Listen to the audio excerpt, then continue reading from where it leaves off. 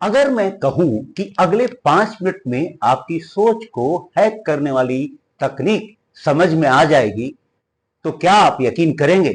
शायद यह आपके साथ अभी भी हो रहा है और आपको पता भी नहीं है। सोशल मीडिया के इस प्रोटेस्ट संबंधित उपयोग में कई बार यह भी देखा गया है कि कई असत्य, भ्रामक एवं गुमराह करने वाले पोस्ट भी शेयर किए गए हैं। इसके चलते कानून व्यवस्था में प्रतिकूल प्रभाव भी पड़ता है। हम सभी जानते हैं कि सोशल मीडिया पर कोई भी जानकारी बहुत ही तेज़ी से वायरल हो जाती है, लेकिन हर पोस्ट, वीडियो या फोटो सही हो यह ज़रूरी नहीं है। सुना आपने दिल्ली पुलिस के डीसीपी क्या कह रहे थे? सोच को हैक करने की शुरुआत यहीं से होती है। नीट एक ऐसा मुद्दा जिस पर इस समय सोशल मीडिया दो हिस्सों में बटा हुआ दिखाई देता है। कोई कह रहा है कि पूरा सिस्टम फेल हो गया, तो कोई कह रहा है यह सब अफवाह है। आप किसकी बात मानेंगे? हर घंटे नए वीडियो, नई पोस्ट और नए दावे सामने आ रहे हैं, जैसे कि 21 साल की महिला की मौत का मामला और भी बहुत सारे। लेकिन सवाल यह है कि क्या हर वायरल वीडियो सच होता है, या फिर कोई आपकी भावनाओं के जरिए आपकी सोच की दिशा को बदलने की कोशिश कर रहा है? अगर ऐसा है तो आपका मोबाइल नहीं, आपका दिमाग हैक किया जा रहा है। इस बात को अच्छे से समझ लीजिए। इसे ही साइबर क्राइम में कहा जाता है वाइब हैकिंग। सबसे पहले तो एक बात स्पष्ट कर दूं, मैं यह नहीं कह रहा कि नीट आंदोलन या किसी भी आंदोलन के पीछे वाइब हैकिंग का ही हाथ है, बिल्कुल नहीं। लेकिन मैं यह जरूर कह रहा हूं कि इस तरह की हैकिंग चल रही है।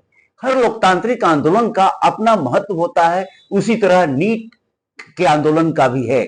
लेकिन जब किसी भी बड़े मुद्दे पर सोशल मीडिया पर बिना पुष्टि वाले भावनात्मक वीडियो और आधी अधूरी जानकारियां तेजी से फैलने लगती है, तब हमें यह समझना जरूरी हो जाता है कि कहीं हमारे साथ कोई हमारी भावनाओं से तो नहीं खेल रहा। यहीं से शुरू होती है वाइब हैकिंग।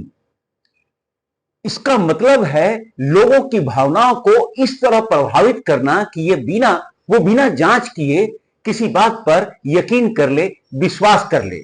और इस आंदोलन के दौरान जो वीडियो चले, जो दावे चले, जैसे कि 21 साल की युवती जो घायल हुई थी उसकी मौत का मामला हो, या उत्तराखंड के कांस्टेबल शेर सिंह का मामला हो, या दिल्ली पुलिस के एक तथाकथित सब इंस्पेक्टर का मामला हो, ये सारे मामले बाद में झूठे साबित हुए। इसलिए मैंने नीट का नाम लिया है। हालांकि एक बार फिर स्पष्ट कर दूं कि नीट आंदोलन से मेरा मतलब ये नहीं है, ना तो मैं उसका विरोध कर रहा हूं और ना ही मैं ये कह रहा हूं। मैं ये कह रहा हूं कि आपकी सोच को कोई हैक करने की कोशिश कर रहा है। मान लीजिए एक ही दावा आपको 10 अलग अलग लोगों से सुनने को मिले, फिर वही बात 100 वीडियो में दिखाई दे, तो क्या होगा? जरा सोचिए। धीरे धीरे आपका दिमाग उसे सच मानने लगता है। इसी को कहते हैं वाइब हैकिंग। मनोविज्ञान इसे इलेशनरी ट्रूथ इफेक्ट कहता है, जो अब साइबर युग में वाइब हैकिंग है। इसमें एआई भी जुड़ गया है, इसलिए इसको अब वाइब हैकिंग बोलते हैं। नकली वीडियो जो है, या फिर आप कहें नकली आवाज जो है, या नकली चेहरा जो है, वो नकली स्क्रीनशॉट, नकली सरकारी आदेश, और कभी कभी नकली विशेषज्ञ भी, यानी एक्सपर्ट भी। ऐसे में सच और झूठ के बीच की दूरी लगातार कम होती जा रही है। भारत में फिलहाल वाइब हैकिंग नाम से कोई अलग से कानून भी नहीं है कि इसको रोका जा सके। आईटी एक्ट, उपभोक्ता संरक्षण कानून और विज्ञापन मानक कुछ मामलों में लागू हो सकते हैं, लेकिन इनमें से कोई वाइब हैकिंग को नहीं कवर करता। लेकिन यदि कोई व्यक्ति भावनात्मक माहौल बनाकर लोगों की सोच को प्रभावित करे, तो हर बार उसके खिलाफ स्पष्ट कानूनी कार्रवाई असंभव या संभव भी नहीं होती, या संभव भी नहीं होती। यही वजह है कि दुनिया भर में अब एआई कंटेंट की पहचान, डीप फेक लेबलिंग और इन्फ्लुएंसर जवाबदेही पर नई बहस चल पड़ी है। इस आंदोलन में भी मीडिया और मीडिया की भूमिका पर जबरदस्त तरीके से चर्चा चल रही है। इसलिए आज मुझे इस वीडियो को बनाने की जरूरत भी पड़ी। अभी आगे और भी महत्वपूर्ण बातें हैं जो आपको बताएंगी वाइब हैकिंग आखिर होता कैसे है और इससे कैसे बचा जाए। इसलिए वीडियो में बने रहिएगा और जल्दी से इस चैनल को लाइक और सब्सक्राइब भी कर लीजिएगा। तो सबसे बड़ा सवाल उठता है कि आखिर बचे कैसे। तय मानिए इसका उत्तर बहुत ही आसान है।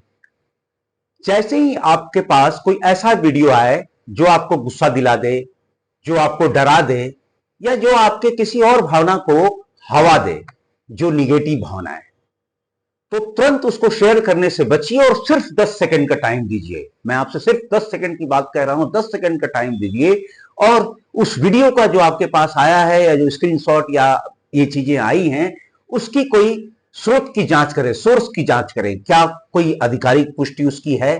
क्या दूसरे विश्वसनीय जो मीडिया संस्थान है वो भी यही जानकारी दे रहे हैं? अगर जवाब इन सब का जवाब नहीं है तो उस वीडियो को सच मानने की जरूरत भी नहीं है। जल्दी मत कीजिए उस वीडियो को सच मानने की जब तक कि सच पता ना लग जाए। आज साइबर सुरक्षा केवल पासवर्ड बचाने का नाम नहीं है। सबसे बड़ी सुरक्षा है आपकी सोच को और आपके दिमाग को सुरक्षित रखना, आपके सोच को प्रभावित करने वाले विचारों को सुरक्षित रखना। याद रखिए, मोबाइल हैक होने पर नया फोन खरीद सकते हैं आप, आपका कंप्यूटर हैक हो जाए तो भी कुछ कर सकते हैं, लेकिन अगर सोच ही हैक हो जाए तो उसके परिणाम बहुत दूर तक जाते हैं। जैसा कि हमने नीट आंदोलन में भी देखा, लाठीचार्ज से लेकर तरह तरह की अफवाहें। अगर आपको यह वीडियो उपयोगी लगा हो तो इसे शेयर कर लीजिए अपने दोस्तों के साथ, ताकि वो भी वाइब हैकिंग से बच सके। कमेंट में बताइए क्या आपने ऐसा वायरल वीडियो देखा है जो बाद में पूरी तरह गलत निकला। नमस्कार, मैं हूं आलोक वर्मा। अगले वीडियो में भी जल्दी मिलेंगे इसी तरह की कोई उपयोगी सूचना लेकर जो आपको आपके रोजमर्रा के जीवन में सुरक्षित, सेफ रख सके।